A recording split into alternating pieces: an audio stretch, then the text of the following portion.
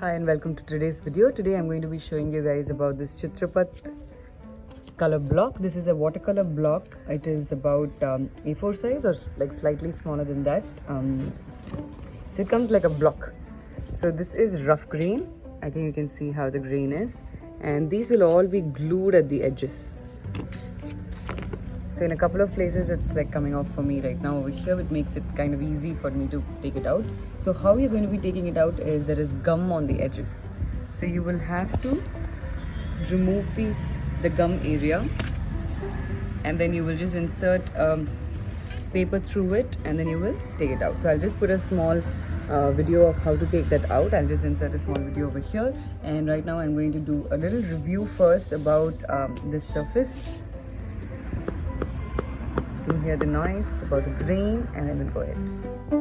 We'll start painting now on this Chitrapat block and see how it reacts to different kinds of washes on it. So I'm going to be using a couple of palettes today. I'm using this Mijelo Mission Gold watercolor set, and I'm also using my tropicals. So I'm painting basically what's right in front of me right now. So here is the sky. So you can see it doesn't take in the colors so deeply, so I have to use like quite a little of water and then push the colors around. So this is a rough grain block that I'm using, and it also means that I have to be a little careful with the flow. It's not flowing as easily as it would with maybe any other kind of paper that I've used before, like Canson or Art Essentials. So this has its own way of using it. It's just that you need to always get used to your paper. Every paper acts very differently, so you just need to make a couple of paintings always and then figure out. So one tip I would give you when you're using any new paper and you're not sure what you need to do is first you make a landscape painting, so that way you get to explore different styles. For example, in this I'm doing now the sky, and then I will do the base, and I'm going to add some details in terms of a hut and then grass. So this way I get to understand how to use flowy style as well as very detailed, and see what this paper is going to be good for.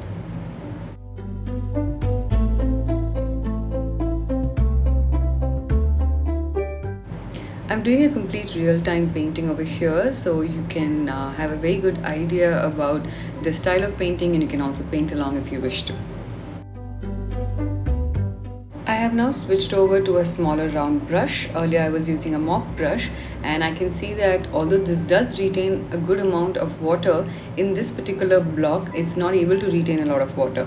It also means that I need to be a little fast when I'm painting. I can pick up water and just drag the color around. So that is also a good sign, because when I'm doing an outdoor painting or a plein air painting, I can just add the basic details, and then I can use water to drag it around. I can create like an illustration with the brush first, and then add in lots of colors inside.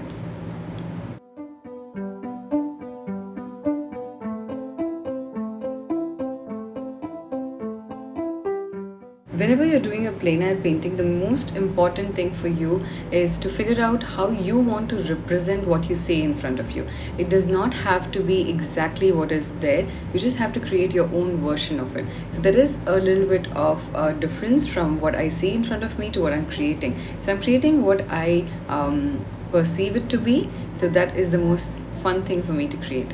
I'm now moving on to the other palette, which is the Tropicals palette, to add some details. So you can see that my paint at the base is still wet, which means this paper, it does not absorb a lot of water. So the kind of paintings that you need to do on this have to be a little more flowy, or you just have to keep in mind that the layers are going to take a little more while to absorb or to dry as compared to most of the other papers that you're used to.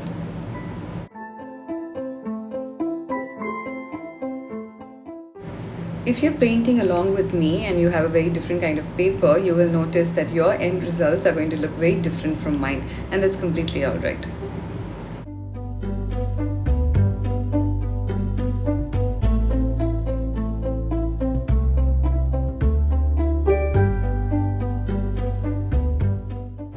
What I'm doing right now is just chalking out all the different details. Like on the left hand side, those were the staircase that I just created the lines for, and my base is still pretty wet, so I'm ensuring that I just add very minimal colors because they are very contrasting colors. The base is a mustard, and then I'm using a burnt sienna or a brown on top of it, and I don't want to use too much of the brown because then what would happen is the entire thing would merge and just become brown. So like what I've done over here is I've just taken a pinch of orange, added only on the left hand side, and then I've used water to basically spread it all over. Otherwise the entire portion is going to become that color. So be careful when you're using a new paper this way. Try out small areas, try out a lot of different kinds of experiments. That is what is going to help you to understand whether this paper is meant for you, for your style of painting.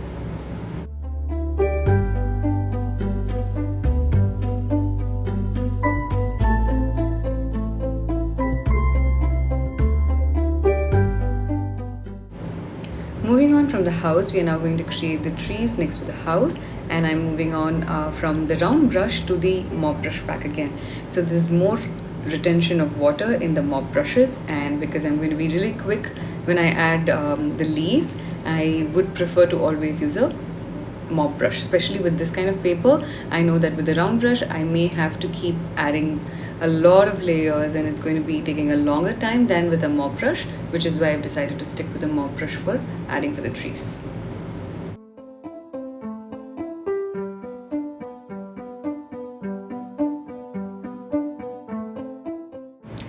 With the Chitrapat block, I have noticed that the colors merge with each other quite nicely. It's not too stark, at the same time it doesn't stand out too much. It's very flowy, which is why I've added a few strokes of the green on the house as well. So you can see that there's a small blend that's happening over there, but at the same time it's not too much. So these kind of flowy paintings, I think personally will look really nice on this paper.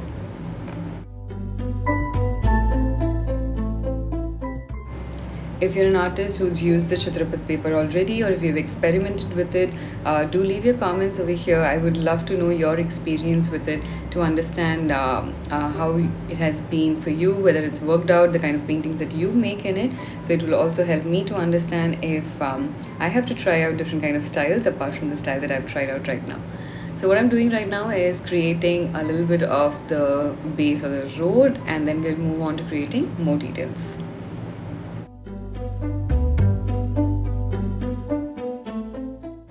You will notice while adding the branches, the brown of the branch merges with the green, and this is a very nice style which I personally love while creating watercolors or loose watercolors that we're doing right now. So this, if you do not like personally and you want to avoid it, just wait for the entire base to dry, which is your leaves over here, and then once it's dry you can add in your branches.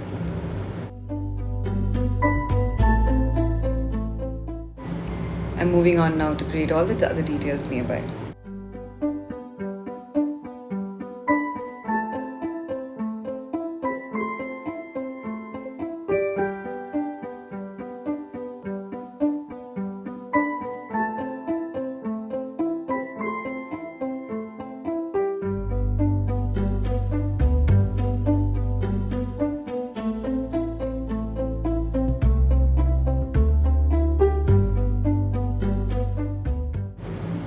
I'm going to now start adding the darker details to my house.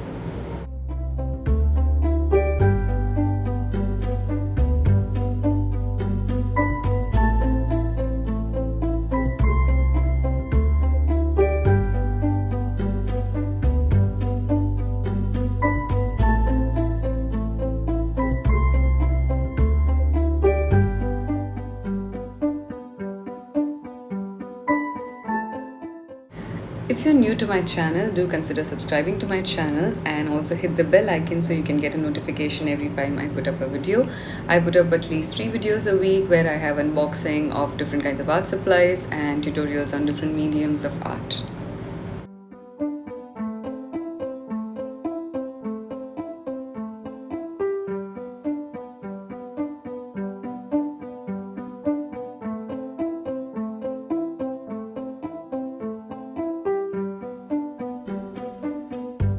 I'm using the mop brush now to add in all the grass details, and you can see that it becomes really easy when I'm using that, and it blends in very nicely because the base layer takes a little bit of time for it to dry, so the blending happens much easily. I don't have to put an extra effort for this.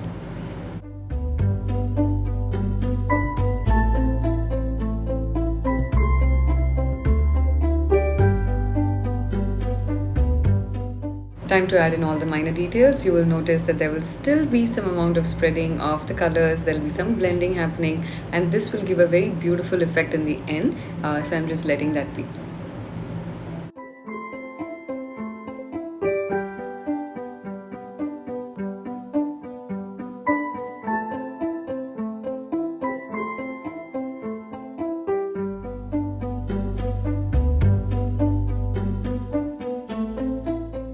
I'm now going to experiment with a little less water in my mop brush and a little more color, so you can see how it's a little dried on the top. So I'm able to create certain details without the paint spreading out too much. So that's how I'm able to add even these kind of leaves and trees over here. And the paper is taking this quite well, so it's not spreading too much, and I'm still able to make very detailed strokes. I just need to ensure that I use slightly lesser water, and because it's the mop brush, I'm able to spread it around a little bit. I'm able to manage a lot of color inside my brush instead of having to go back to my palette for every 2 strokes. All I've done right now is taken a little bit of water, so I'm able to spread it around, and I'll add in some more details here and there.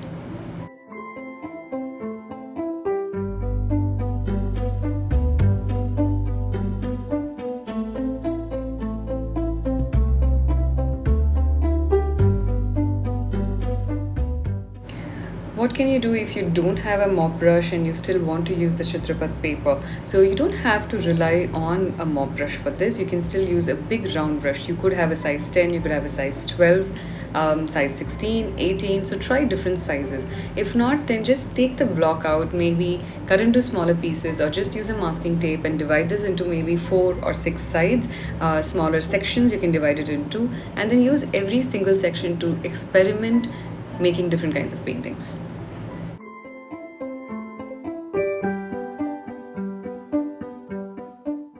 Time to add now the bark for the coconut tree. You can see how the details have slightly merged, but at the same time they look so beautiful. So I am able to create a little bit of detail. I'm able to create flowy kind of paintings on this. I just need to wait for the base to dry out whenever I want to add something very detailed. Like you can see, it took quite a bit of time. Even then the base has not dried for the trees, and that's why the branches are merging, but I like the effect. This is called as a flowy style of watercolor painting, which I personally love creating. So at the end of it, you can also use ink and you can do an outline. You don't have to do a complete outline. You can just have like broken lines going here and there, and they look amazing. So what I'm trying right now is, with a thin round brush, I'm going to try and see if I'm able to create nice sharp lines like I would if I'm going to be using a dip pen and some ink.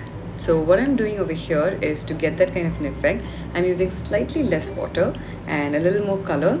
You will have to experiment and see how much of water and color your brush is going to be able to hold to figure out how to do this. So a good idea is to start off first with a little less water and a little more color, and then you can keep adding water to it as and when necessary, and if it becomes very diluted, then you can just add a little more color. So it's a little bit of experimentation to figure out which is the best possible solution for this. Here you can see in close-up detail of the lines and the strokes that I'm creating, and the paper is able to take it quite well. So if your base is dried, your sharp details and the details that you add on top are going to be pretty prominent and visible.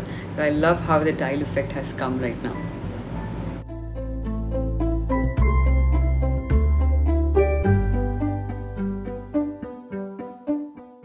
I'm going to now slowly add in the details to the entire painting, and let's see how it comes out finally.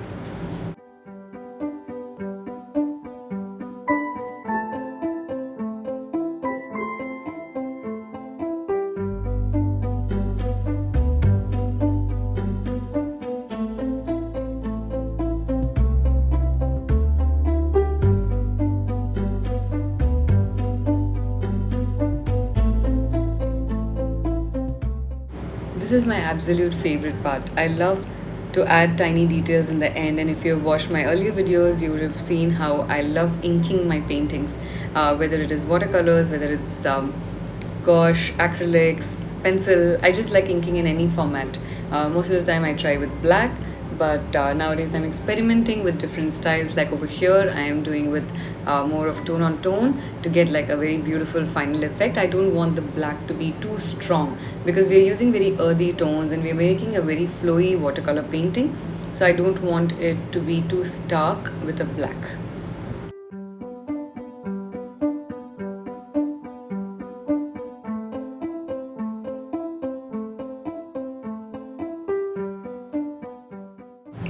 If you're somebody who enjoys painting like I do, who enjoys creating these details, do leave your comments over here under this video so I can have a look. And in case you want me to create specific tutorials for Chitrapat or specific tutorials otherwise, you can just leave them also in the comment section so I can take them up one by one.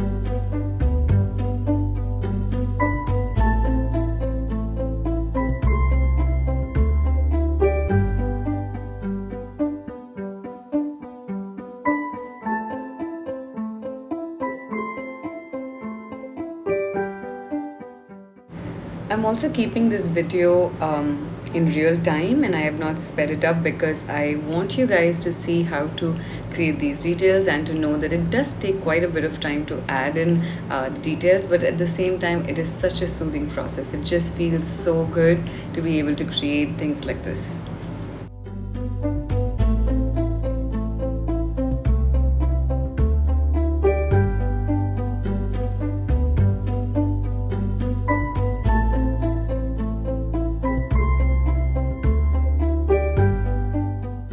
If you've come this far in the video, you will be able to see a very stark difference of how the house looked before adding these details and how it's looking right now. The entire thing has now come to life.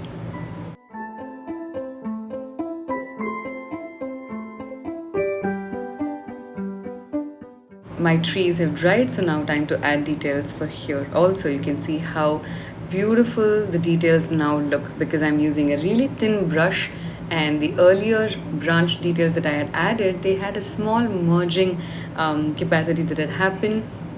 So everything looks really nice right now. The small details that I'm able to add right now is adding to the depth of this painting. So I think Chitrapat is such a beautiful paper. It's able to give this really nice depth and texture to the entire painting.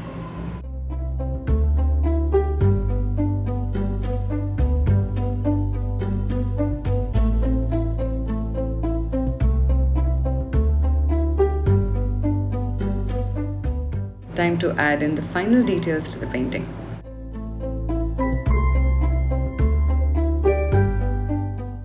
Whenever you add a very contrasting color like this and you feel that you've added it too dark and you would have preferred something light, so what you can do is as soon as you add it, just wash your brush, pick up some water and then just spread that color around.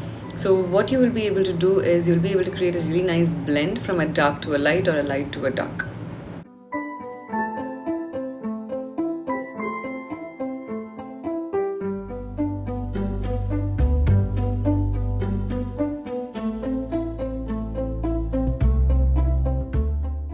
We're finishing up now the tiny house on the right hand side. There's just this tiny portion of it which is seen, but let's add the details over there so it looks really nice.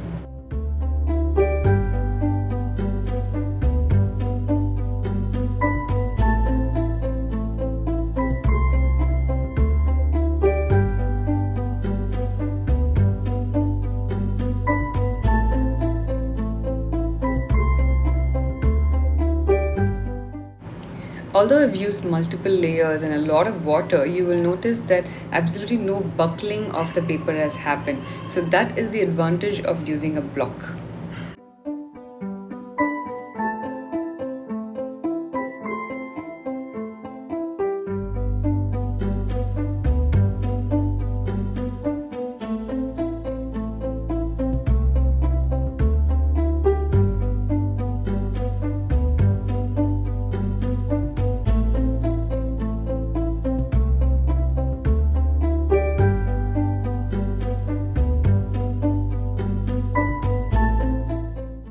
You may have to practice getting these strokes, so I would recommend you to use another sheet of paper, practice these strokes over there, and then come on to the final piece.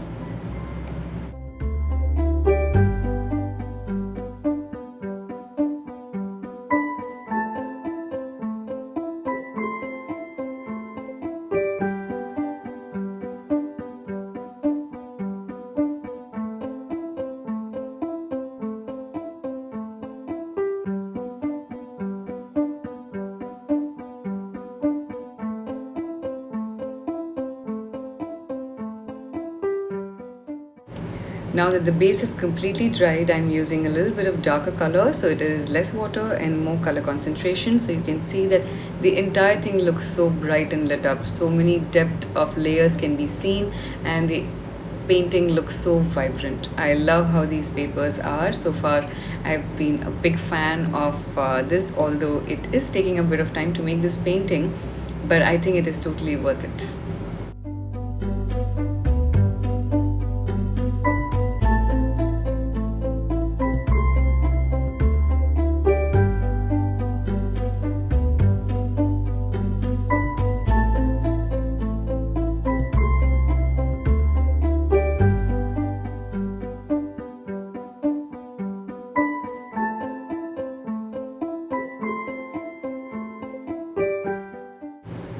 It's very easy to get a little bit of fatigue when you're creating a big painting.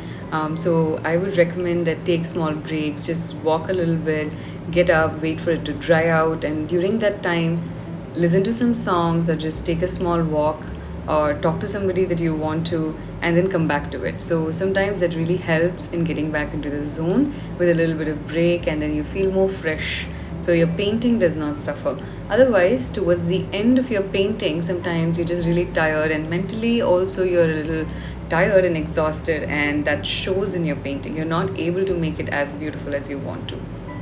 So this is what my painting looks like, and the scene ahead is what I had painted. I hope you enjoyed painting along with me today, and this block is definitely something that I would highly recommend. So to open it out, what I'm doing is I'm using a little bit of a butter knife. You can still use some other kind of a knife or something else which is not too sharp. So there will always be one section which will have a little bit of opening. All you need to do is just slide your knife through it and just create these edges, like just pull it around the edges, and you will be able to remove it from all the four corners. So just be a little quick, otherwise what will happen is you will notice that it is not very smooth, and then it creates a little bit of tiny creases, or there would be it won't be so smooth as you would wish it to be. So one fast swift motion is what really helps. So that's what helped me here on one corner, which is on the left side. I didn't do it really fast, I was a little slow, but now on all the other sides I've been like a little fast, and my block has come out quite nicely. So this is what it is like. You can see the paper has buckled a little bit, but at the same time it's beautiful. Like, it did not create an issue while I was painting, so that way I'm quite happy. So this is the final effect. I really hope that you enjoyed the review of this and painting along with me today. See you for the next tutorial and the next unboxing.